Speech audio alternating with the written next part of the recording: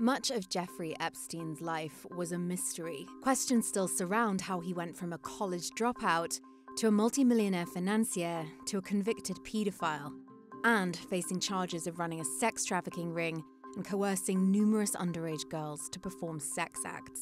He pleaded not guilty, and now many of those questions will never be answered. In the early hours of August 10, 2019, Epstein was found unresponsive in his cell at New York's Metropolitan Correctional Center, where he was awaiting trial. Authorities called it an apparent suicide. The politically connected financier's death occurred a day after a court unsealed documents alleging new details of sexual abuse claims and associates. At the heart of the documents connected to a 2015 defamation case are allegations by a woman, Virginia Roberts Giuffre, who claimed that Epstein kept her as a teenage sex slave. The accusation echoes similar allegations he had faced for more than a decade. Epstein is charged in a 2-count indictment, sex trafficking of underage girls. Epstein is alleged to have abused dozens of victims. So how did we get here? Epstein began his career as a high school math and physics teacher. After failing to finish college, he took a brief job at the prestigious Dalton School in Manhattan at the age of 21. From there, he shifted into the world of investment banking, joining Bear Stearns before moving on to start his own investment firm. But it wasn't until he befriended Leslie Wexner, billionaire and CEO of L Brands in the late 1980s, that his fortune really took off. Although how he got so rich is still very much unknown. There are no public records of his investments, and his clients, besides Wexner, are all a secret. What we do know is that by the 1990s, he had managed to accumulate several extravagant properties, including a multiple-story townhouse in Manhattan, a mansion in Palm Beach, a private estate in New Mexico, an apartment in Paris, and a private island in the Caribbean, according to court documents. Soon, he was rubbing shoulders with some of the world's wealthiest and most powerful people.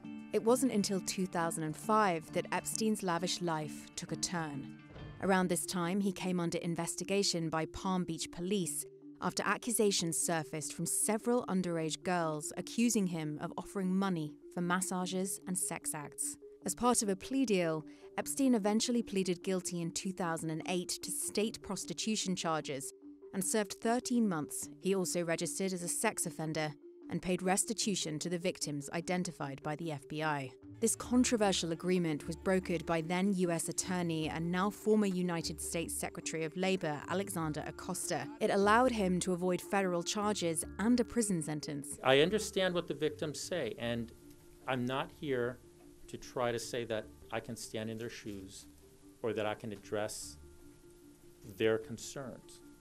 I'm here to say we did what we did because we wanted to see Epstein go to jail. Epstein then remained largely out of the headlines until 2018, when the Miami Herald published an investigation which included interviews with more than 60 women who say they were abused by Epstein. That reporting raised more questions about his plea agreement and led the Justice Department to open an investigation into his case. I am calling on the Department of Justice's Office of Professional Responsibility to make public the results of its review of Acosta's handling of the Epstein case. In early July, Epstein was jailed after a federal indictment accused him of sex trafficking dozens of underage girls, some as young as 14 years old. He pleaded not guilty to the charges. The alleged behavior shocks the conscience.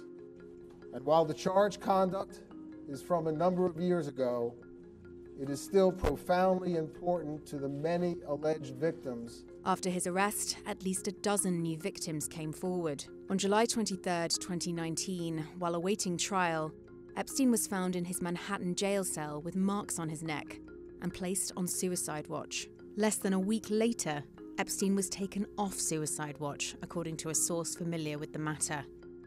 The morning of August 10th, the Federal Bureau of Prisons announced Epstein's death, saying he had died of an apparent suicide.